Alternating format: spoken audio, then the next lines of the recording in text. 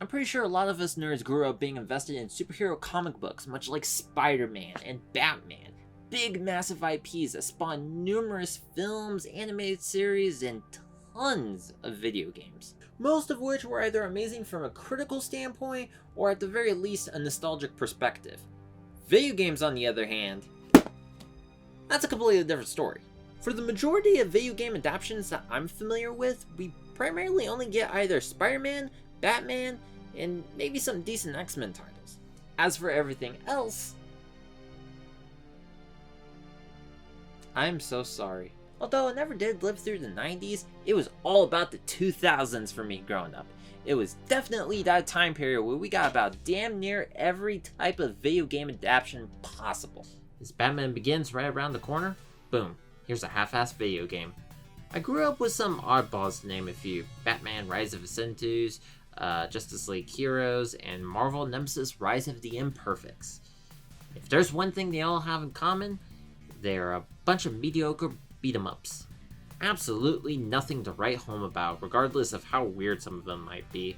That being said, there definitely wasn't any shortage on some hidden gems like Spider-Man 2 and Incredible Hulk Ultimate Destruction, but nothing hit us quite like Arkham Asylum back in 2009. Now, it's funny that I brought up Batman Begins because, much like most movie tie-in video games, The Dark Knight was originally planned to have its own game to release alongside the blockbuster film, except that ended up being canned before it was officially announced. Instead, we were gonna get a fully original Batman game, Arkham Asylum. This project did have a few things going for it, unlike previous Batman games. For starters, this was Rocksteady's first big licensed video game. They're best known for that, and basically all of the Arkham games that came to follow. We also saw the return of the original animated series voice actors, Kevin Conroy and Mark Hamill. Not the first time for video games, but come on, we're talking about the most iconic voice actors for Batman and Joker. Just hearing their names makes you want to cheer. Although the biggest draw to this game was that Paul Dini himself was on board since the very beginning to write the story for both Arkham Asylum and eventually its follow-up, Arkham City. He's the guy who wrote the Batman and Superman animated series. He wrote the screenplay for Mask of the Phantasm.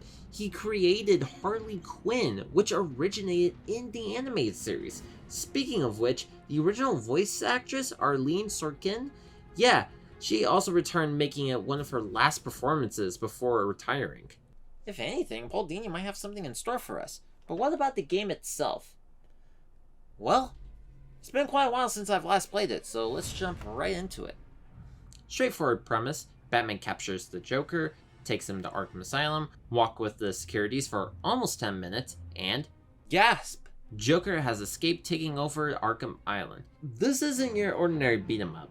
The gameplay here introduced this newly invented free-flow combat, and it's pretty awesome. Once you build momentum after your first 2 or 3 hits, you start flying across the room, beating the crap out of everyone. You can counter anytime you see the warning icon from an enemy without breaking your flow, and if you time it right, anyone on the ground can be smacked down in either the face or obliterating their balls.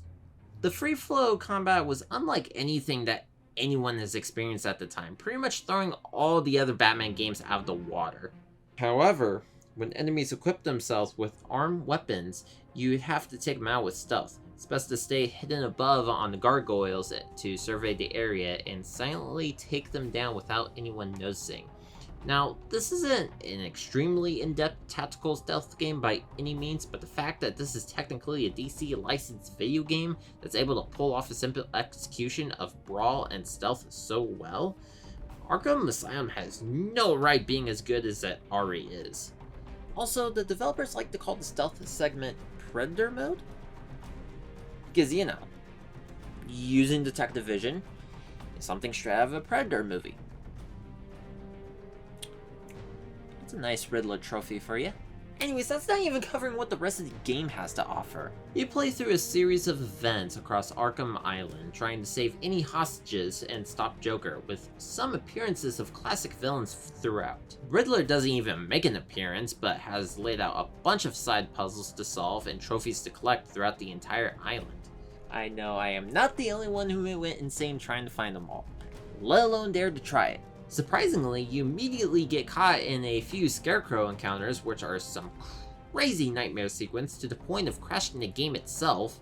Bane was disturbingly being experimented on with the venom he uses to create a new type of serum, which creates a whole mystery to these new Titan monsters, proving there was a reason why Joker wanted to take over the island in the first place. I mean, you are playing as the world's greatest detective. You also run into Poison Ivy and Killer Croc breaking loose around the island. There's a steady amount of progression throughout the game, acquiring a neat arsenal and some new enemy types that changes your combat tactics. My only issue with this game is that all the bosses you encounter are not only lackluster, but they are heavily recycled. At least Poison Ivy changes things up a bit towards the end. Speaking of which, when you encounter the Joker at the end, I have nothing to live for.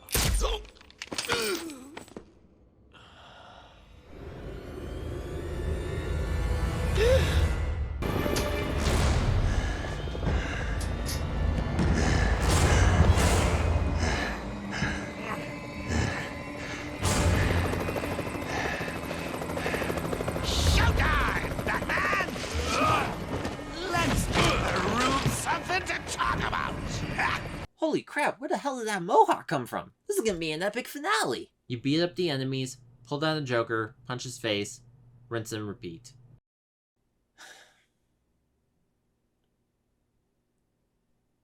At least the character models are amazing.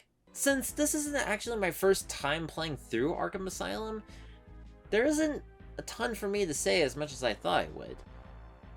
Probably because I was spoiled by the latter. The core gameplay itself was a lot more simple than I remember, but I appreciate that as it doesn't overstay its welcome with its innovative design. Keep the world map contained in a small island with a series of levels and different buildings. You might as well consider the world map similar to a Metroidvania, where you acquire a new gadget useful to explore new parts of the island. Stealth was probably the strongest part of the game, as you can experiment with different ways to silently take down enemies without getting shotgun blasted to your face. The brawling doesn't evolve as much, but it wasn't a long game to begin with, and the free flow momentum is so satisfying I wouldn't put too much thought into it. I think it's smart in nailing the core design of Arkham Asylum first and foremost. The gameplay, level, atmosphere, story. Then you have Arkham City, which is something I'll definitely cover at another time. While it is kinda lame that all but one of the boss fights are just the same Titan monsters, Arkham Asylum is still a fantastic game that can stand on its own years after sequels came after. Not only that, the gameplay was so innovative that it has inspired a few other games to have their own spin with the free flow combat and stealth. This is just a damn good game, plain and simple. Seriously, if I was giving a choice between this and that, I think you'll come to appreciate this a lot more than you think.